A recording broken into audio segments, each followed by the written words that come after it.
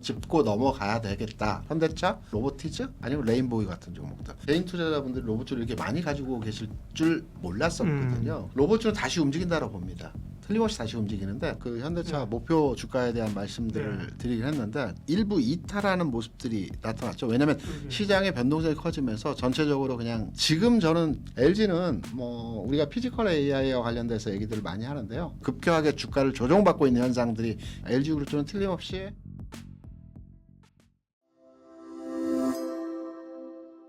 네, 오늘 경제 토크 김대준 대표님 함께합니다. 로봇 이야기를 하죠. 로봇주가 뭐 로봇이라고 쓰고 사실은 뭐 한동안 여전히 가로 열고 현대차라고 그죠? 쓰는 구조 패러다임이 왔는데 현대차도 그렇고 기존 로봇주도 그렇고 최근에 뭐 상당히 관심에서 좀 멀어지고 있습니다. 네.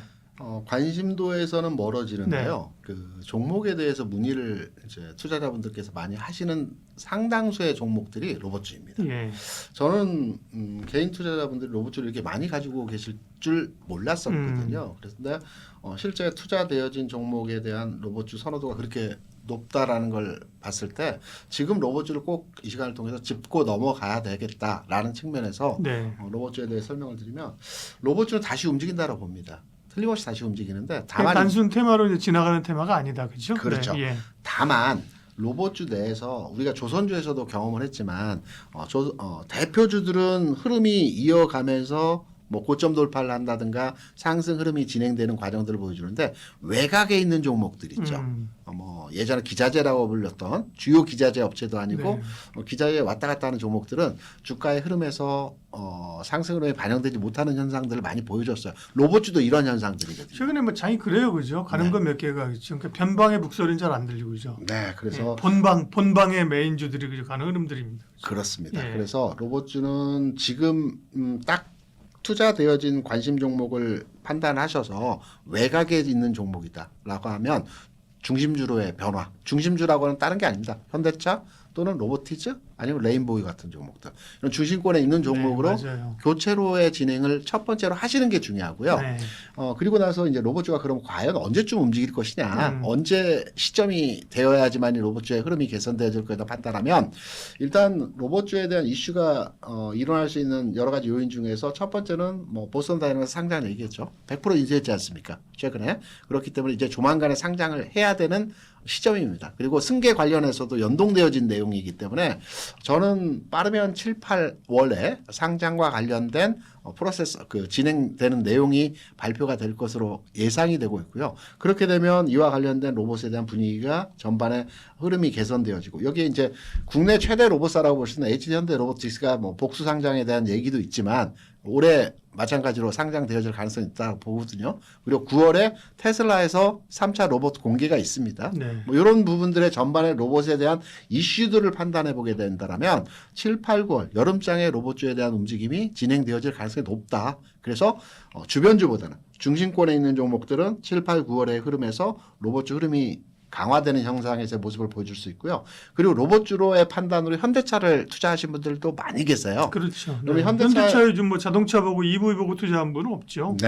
현대차, 모비스, 오토에버 이렇게 3종 세트로 이제 관심도로 이제 접근하신 분들이 많으신데 기본적으로 이제 현대차에 대한 목표 단가로 시장에서 많이 얘기하는 게 90만 원, 100만 원을 얘기합니다. 거기에 대한 근거는 여러 가지가 있겠죠. 뭐 보스턴 다이나믹스와 그 자율주행 차량에 대한 가치적 부분을 환산해 보게 되면 지금 시총 대비해서 한 200주 정도 돼야 된다. 그래서 90만 원, 100만 원 산정을 한다. 이런 내용 근거로 현대차에 대한 말씀들을 많이 하시는데 동의합니다. 그리고 현대차에 대한 주가 흐름에 대해서도 최근에 좀 정체되고 일부 조정받는 현상들이 나타나고 있지만 마찬가지로 로봇주의 주가 움직임의 시점과 동일하게 7, 8, 9월 장에서는 흐름이 개선되지는 선상으로 모습이 나타날 수 있기 때문에 꼭 쥐고 계시고요.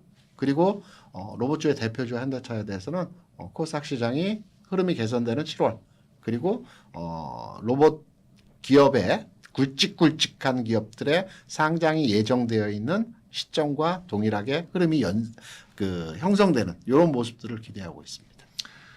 아까 현대차가 보스턴 다이내믹스 이제 완전히 인수하셨다 그래가지고 제가 저도 기사가 하도 많으니까 헷갈리잖아요, 그죠? 그다음에 뭐 했다, 뭐 한 건지 안 한 건지 그래서 소프트뱅크 지분 10% 인수한 걸로 알고 있습니다. 9.65 풋옵션 하는 거 인수 찾아보니까 아직은 결정 안 된 것 같은데. 아, 어때요? 그렇습니까? 네, 어. 아직은 안 된 것 같아요. 그러니까 말씀하신 것처럼 네. 이게 이제 이 풋옵션 행사 이걸 이제 현대가 받을 가능성이 높죠, 그죠? 네. 근데 이게 이제 초읽기에 들어간 것 같고요. 제가 저도 헷갈려갖고 찾아보고 제가 놓쳤나 싶었는데 아직은 요거는 확정된 건 아닌 것 같아요, 그죠? 그러나 이제 현대차가 받을 가능성도 있고 네. 더 좋은 그림은 사실은 한 10%를 글로벌 뭐 빅테크나 뭐 엔비디아나 그죠? 뭐 구글 이런 데서 10% 받아주면 진짜 좋은 거고, 그죠? 삼성에서도 관심도가 있다는 뉴스들이 계속 나오고 있죠. 예. 보선 다이맥스에 대해서 뭐 지분 인수를 할 의사가 있다. 이런 뉴스들도 얼마 전에 그러니까요. 나오고 그러더라고요. 그게 뭐 10% 지분이면 뭐 지분에 영향을 주는 건 아니잖아요, 그죠? 네. 그래서 이 상징적인 그죠? 맞습니다. 협업의 의미이기 때문에 그럴 가능성도 어찌 됐든 간에 그 이제 좋은 뉴스로 해석될 것 같고요. 현대차는 그러면 이제 가격으로 보면 사실은 지금 현대차 사서 좋게 보고 말씀하신 로봇 모멘텀으로 사서 고생하고 좀 계신 분들이 있을 거예요. 네, 가격으로 그렇죠. 보면 현대차는 가격 전략 어떻게 잡을까요? 앞서 잠깐 그 현대차 네. 목표 주가에 대한 말씀들을 드리긴 했는데 지금 가격적으로 보면 그 추세선상에서의 흐름을 일부 이탈하는 모습들이 나타났죠. 왜냐하면 그러게요. 시장의 변동성이 커지면서 전체적으로 그냥 피해가지 못했죠. 네, 그죠? 전체로 빠지는 흐름인데요. 지금 저는 가격권대에서도 접근이 가능한 수준이 아닐까 이렇게 판단하기 때문에 현대차는 현 수준 내에서의 지금 가격이 50만 원 초반이거든요. 네. 현 수준 내에서의 가격은 유효한 타점에서의 지점이라고 생각을 합니다. 그러면 로봇을 품은 로봇을 꿈꾸는 현대차의 그림은 사실 달라진 건 없다, 그죠? 네, 시장만 달라진 거고 관심이 조금 줄어든 거고 시장이 밀리는 거니까 현대차가 기본에 있고 그 다음에 부품사 가운데서는 모비스. 모비스 플러스 로보티즈 흐름이 긍정적으로 진행되어질 것으로 해석을 합니다. 네, 현대 모비스, 현대차 계열로만 보면 그죠? 네. 그다음에 로보티스는 약간 LG 쪽 아니에요, 그죠? 아닌가요? 로보티즈가 아니라 LG 쪽 종목이 로보스타라고 있고요. 네네. 로보티즈는 자체적으로 이제 로봇에 대한 그 진행을 하는 기업입니다. 그러면 이제 로봇 그 기존 전통적인 쪽에서는 많이 좀 슬림화를 해야 된다는 거죠. 옛날처럼 작은 종목 가지고 버티면 안 된다는 그렇죠. 거고, 그죠? 이게 핵심은 앞서 제가 모두에 말씀드렸지만 기존 로봇주의 스펙트럼을 넓혀가지고 주변주까지의 투자가 되어졌다라고 한다면 중앙에 있는 종목으로 집중해야 됩니다. 현대차, 모비스, 로보티즈, 레인보우 정도로 압축해서 전환 매로의 진행을 먼저 하시고 요 내에서 이제 포트를 구성하시는 게 좋을 것 같습니다. 네. 그리고 사실 로봇이 이제 올해 움직이기 시작한 것은 1월에 CES 하면서부터 그죠? 로봇 모멘텀이 엄청나게 강한 거잖아요, 그죠? 네. 바람이 좀 한번 이제 불어와줘야 되는데, 그죠? 로봇주가 최초에 움직였던 시점은 지난해 10월 30일 날 제인수랑이 그 깐부치킨 회동이 있으면서 20만 원대에서부터 주가가 움직이기 시작했고 올해로 넘어와서 CES에서 한 단계 더 도약하는 형태의 주가 모습이 나왔었죠. 그래서 뭐 제인수랑 얘기를 몇 번 거론을 했는데 우리나라 이제 여러 가지 사업의 연관성을 가지고 협업을 하는 진행 단계에 있기 때문에 로봇 사업에 대해서는 그 계속적으로 추진되어지는 사업의 내용이라고 생각합니다. 로봇 하면 기존의 이제 업체들 플러스 대기업 가운데서는 현대차가 뭐 독보적으로 하고 있는데 최근에 이제 LG그룹이 좀 가세했잖아요. 그렇죠.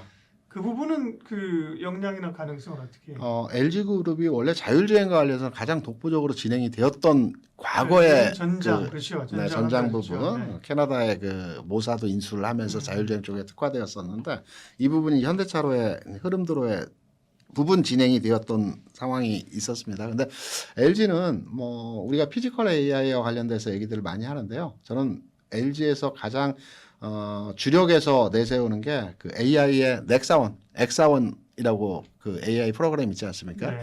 가장 선도적인 프로그램이라고 생각하고 있고요. 여기에서 LG CNS가 주도적으로 진행을 하고 있기 때문에 네. LG그룹이 뭐 정확하게 로보티스와 관련된 흐름으로의 진행된다라는 측면보다는 피지컬 AI와 연관된 네. 특화된 내용으로 LG그룹이 앞으로 성장성을 보여줄 가능성이 있다. 그래서 지금 LG전자를 비롯해서 LG CNS도 마찬가지지만 최근에 급격하게 주가 상승하고 또 급격하게 주가를 조정받고 있는 현상들이 현재의 주가 수준입니다. 근데 중장기적으로 보게 되면 LG그룹은 틀림없이 다시 가는 형태로의 가격 전환이 되어진다고 보고 있거든요. 그래서 LG그룹도 마찬가지로 저는 네. 현대차 그룹과 마찬가지로 관심권에 두고 특히나 지금 매매에 대한 종목 선정을 어렵게 하신다라고 하면 저는 LG그룹 내에서의 투자도 예. 괜찮다 이렇게 생각합니다.